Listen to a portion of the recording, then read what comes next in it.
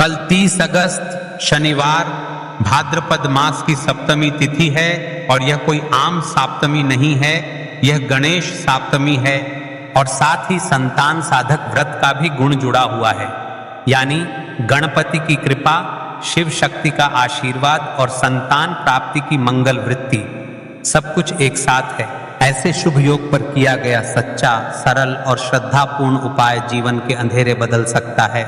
आइए विस्तार से समझते हैं क्यों यह दिन इतना महत्व रखता है, कौन कौन सी सामग्री लेनी चाहिए, इन सामग्रियों का अर्थ क्या है। अच्छी कथा, विशेष राशियां और छोटे छोटे नियम तथा सावधानियां देखिए महाराज। किसी भी उपाय का सही फल तभी मिलता है जब समय, तिथि, वातावरण अनुकूल हो।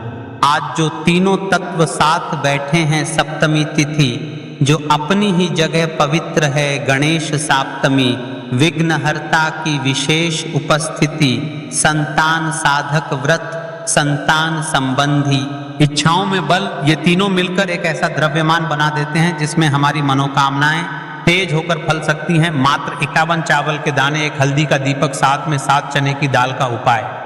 कल इस विशेष पावन पर्व पर आपका घर का कोई भी एक व्यक्ति, कोई एक ऐसी माता बहन शिव मंदिर में इस उपाय को करती है तो पूरे घर परिवार में चल रही परेशानियां भी समाप्त होगी और मनोकामना भी पूर्ण होगी। महाराज जी, जो मनोकामना बड़े बड़े पूजा पाठ अनुष्ठान से पूर्ण नहीं होती, केवल वह इस उपाय को करने से पूर्ण हो जाती है। मात्र 51 चावल के दाने, अक्षत पूरे टूटे नहीं होने चाहिए, एक हल्दी का दीपक, हल्दी से बना छोटा दीपक या हल्दी के ऊपर तेल घी लगाया गया दीपक, 7 चने की दाल, एक छोटा पत्ता या दूर्वा को अर्पित करने के लिए। देखिए महाराज जी, अब हम आपको बता देते हैं उपाय के मुख्य रहस्य, जैसे कि किस उपाय को करने से क्या होगा। 21 चावल के दाने, अक्षत चावल समृद्धि, पोषण और स्थिरता का प्रतीक है। 51 ये एक विशेष संख्या है जो पूर्णता और शुरुआत दोनों का सूचक है। यह छोटे छोटे हिस्सों में न टूटने वाला समर्पण दर्शाती है। अक्षत से जीवन के बुनियादी तत्व, आहार, स्थिरता और संतोष की मांग होती है। हल्दी का दीपक भी आरोग्यता और शुभता का प्रतीक है। हल्दी के दीपक द्वारा आप अपने घर के वातावरण से नकारात्मकता दूर करने और स्वास्थ्य समृद्धि की प्रार्थना करते हैं। हल्दी की मृदुता और औषधीय ताकत को दीपक में समर्पित करना बेहद हितकर होता है। चने की दाल, चने का संबंध अन्न और संपत्ति से है, साथ ही यह बंधन और परिवार के भोजन का प्रतिनिधित्व करती है। चने की दाल का दान घर में लक्ष्मी के स्थायी वास का संकेत देती है। इन तीनों को शिवलिंग या गणेश प्रतिमा के समीप समर्पित करते ही एक तत्व का समन्वय बनता है। हल्दी, समृद्धि, अक्षत और पारिवारिक स्थिरता, चना दाल। आज की इस शिव महापुराण की कथा में एक पत्र आया है। पत्र से जाने किस महिला के साथ चमत्कार हुआ जिसने इस विशेष उपाय को सप्तमी तिथि के दिन किया। सुनीता गांव की एक साधारण सी महिला थी। पिछले 4-5 साल से उनके घर में संकट आ गया। 3 बच्चों की पढ़ाई रुकी हुई थी और घर का माहौल भी तनावपूर्ण था। क्या न किया, ढेरों उपाय, सलाह, पर कुछ भी स्थायी असर नहीं हुआ। फिर किसी ने उनसे कहा, भाद्रपद पर गणेश सप्तमी और संतान साधक व्रत के समय 51 अक्षत और एक हल्दी दीपक तथा चने की दाल का समर्पण करो। सुनीता ने सच्चे मन से यह साधारण सा उपाय किया।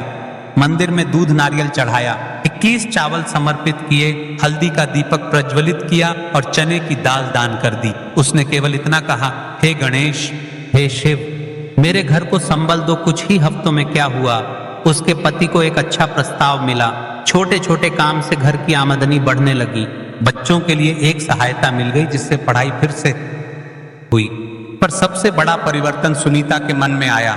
आशा और धैर्य लौट आया। आज सुनीता कहती है, मुझे चमत्कार चाहिए था, पर भगवान ने मुझे जो दिया, स्थिरता, अवसर और आशा, वह सबसे बड़ा चमत्कार था। यह कहानी हमें सिखाती है, उपाय का असली फल केवल बाहरी बदलाव नहीं, बल्कि अंदर का विश्वास और आशा भी है।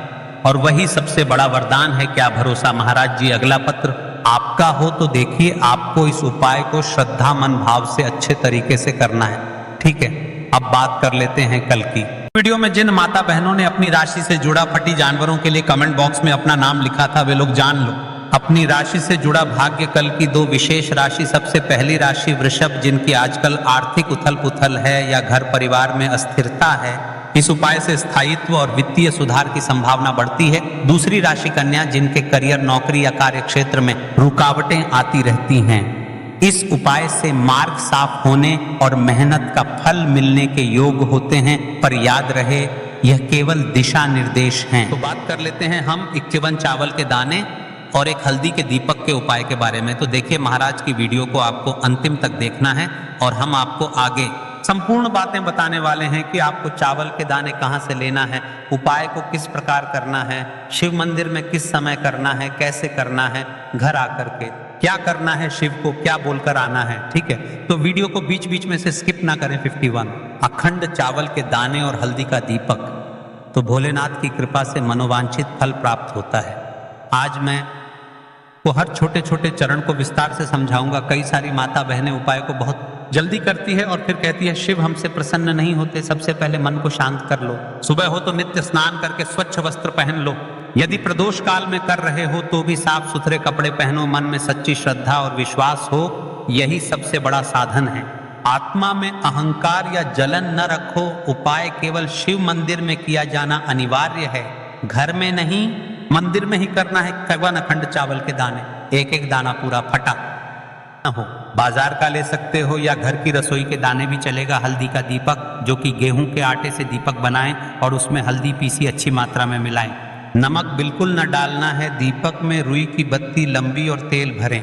तेल के लिए तिल का तेल आदर्श है, पर आप तिल सरसों साधारण दीप तेल में से कुछ चुन सकते हो। कम से कम इतना तेल डालने कि दीपक स्थिर जलता रहे। हमें इस उपाय को यदि सुबह के समय कर रहे हैं तो आपको 1 लोटा शुद्ध जल शिवलिंग पर जलाभिषेक के लिए लेकर के जाना है। यदि आप इस उपाय को साथ में कोई अन्य सामग्री भी लेकर के जाना चाहते हैं तो आप वह भी लेकर के जा सकते हैं। ठीक है, जैसे कि फूल, कुछ ताजा पुष्प, 1-2 पुष्प मंदिर के लिए और एक पुष्प घर ले जाकर रखने के लिए। यदि आप इस उपाय को करने के पश्चात शिव जी की शिवलिंग पर पुष्प समर्पित करना चाहते हैं, अष्टगंध समर्पित करना चाहते हैं, बेलपत्र, तो आप ये अन्य सामग्री भी समर्पित कर सकते हैं। लेकिन हमें सबसे पहले उपाय करना है। उसके पश्चात अब देखिए, महाराज जी आपको एकदम शुद्ध अच्छे से अखंड एक छोटी सी पोटरी कागज है, जिनमें 51 चावल के दाने बांध कर रख लीजिए। एक छोटा बर्तन दीपक रखने के लिए, ताकि तेल टपकने से समस्या ना हो। अब देखिए महाराज जी, हम इस उपाय को कर रहे हैं तो हमें इस उपाय को करते समय कुछ सावधानियां भी भारत नहीं है।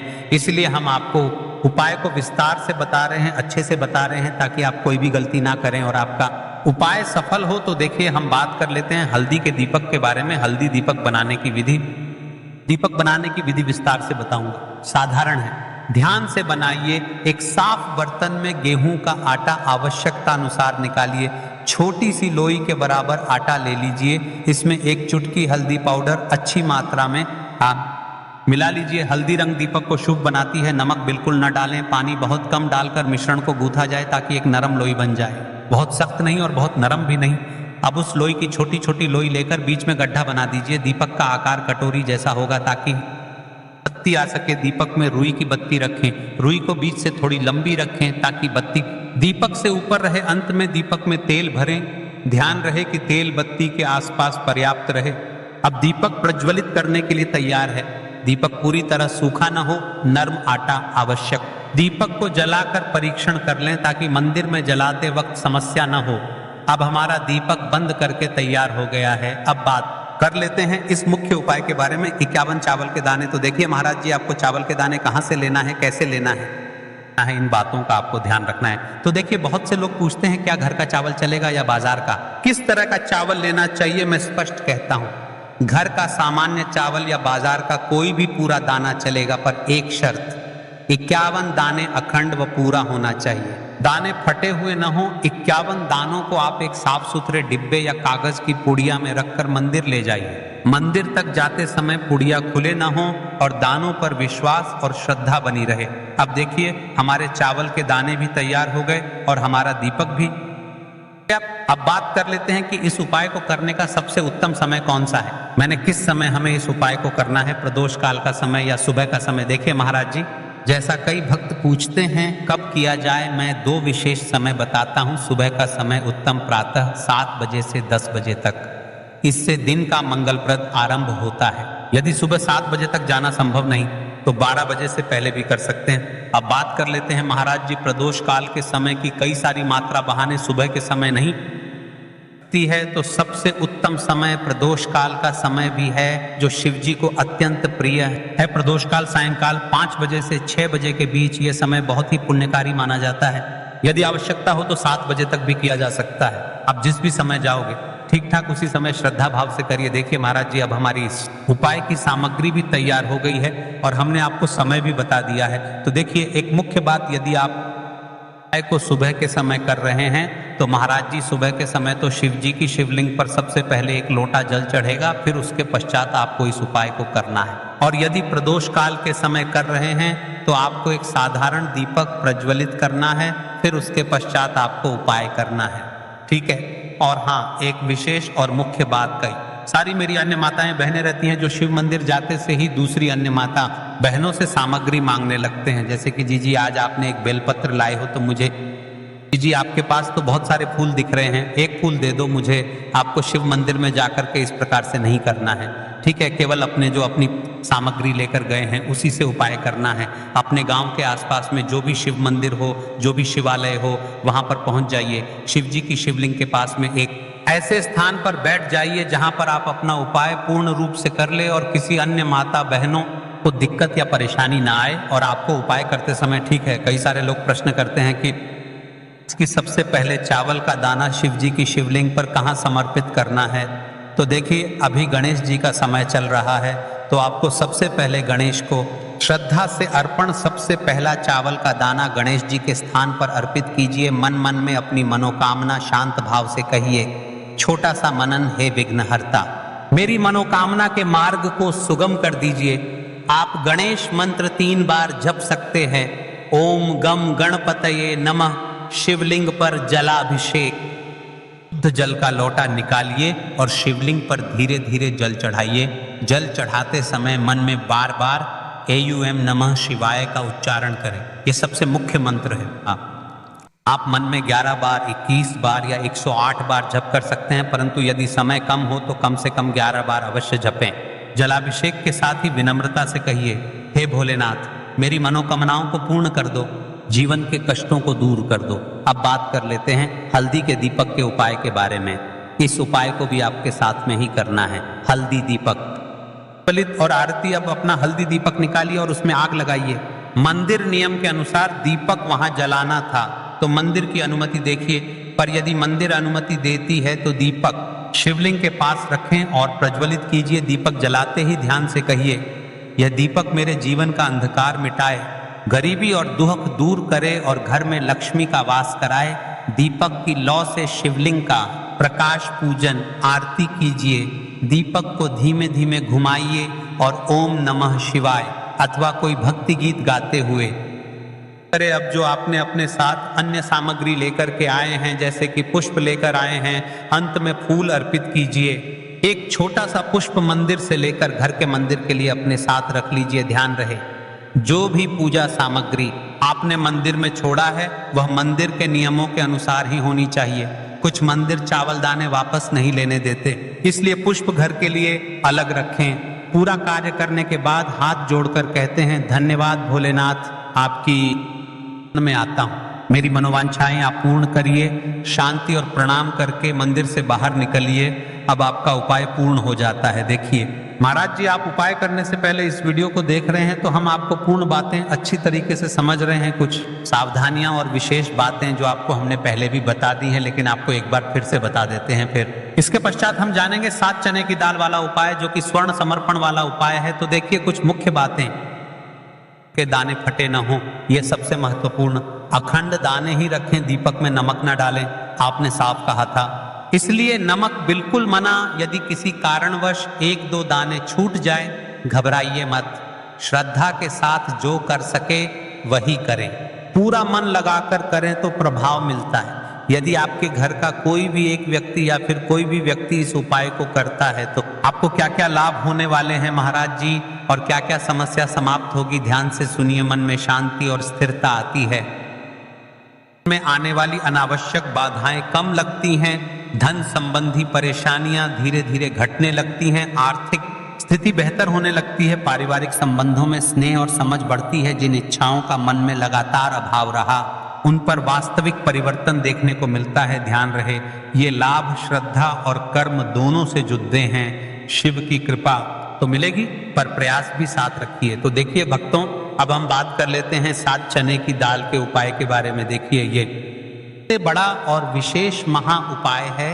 यह केवल विशेष तिथि पर ही किया जाता है और इस उपाय को केवल वह व्यक्ति कर सकते हैं जिनके जीवन में धन की समस्या है, जिनके पास पैसा आते ही रुक जाता है या कहीं अटक जाता है, जिन्हें मेहनत के बावजूद कभी आर्थिक उन्नति नहीं मिल पाती, जिन्हें बार बार कर्ज और तंगी का सामना करना पड़ता है। उन सबके लिए यह उपाय अमृत के समान है। सिर्फ 7 चने की दाल, बस इतना सा करना है और देखना भक्तों, आपके जीवन में कैसा दिव्य परिवर्तन होता है। कब और कैसे करना है, अब मैं आपको उपाय की संपूर्ण विधि बताता हूं। सबसे पहले आपको 7 चने की दाल तैयार करनी है। ध्यान रहे, 7 चने की दाल यानी एक चने में 2 दाने होते हैं, उस हिसाब से बिल्कुल 7 दालें, और इन 7 दालों का कोना टूटा हुआ नहीं होना चाहिए। ये शुद्ध, अखंड और साफ सुथरे होने चाहिए। इस उपाय को भी आपको शिव मंदिर में ही करना है।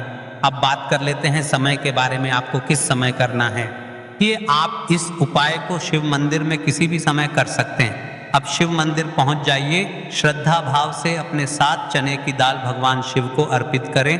याद रखें, यह उपाय केवल तभी सफल होगा जब आप इसे शुद्ध मन और पूर्ण विश्वास से करेंगे। दाल चढ़ाते समय अपने हृदय की व्यथा भगवान शिव को सुनाएं, उनसे कहें, हे भोलेनाथ, हमारे जीवन से दरिद्रता का नाश कीजिए, हमारी मनोकामना पूरी कीजिए, धन का प्रवाह हमारे जीवन में बना रहे। आपका जो ये वाला उपाय है अब यहाँ पर समाप्त हो जाता है। अब शिव जी को आप प्रसन्न कर लेते हो और साथ में गणेश जी को भी प्रसन्न कर लेते हैं। अब घर आकर के आपको छोटा सा कार्य अवश्य करना है। अब भक्तों, केवल मंदिर जाकर उपाय करना पर्याप्त नहीं है, घर लौटकर आपको एक छोटा सा कार्य भी करना होगा।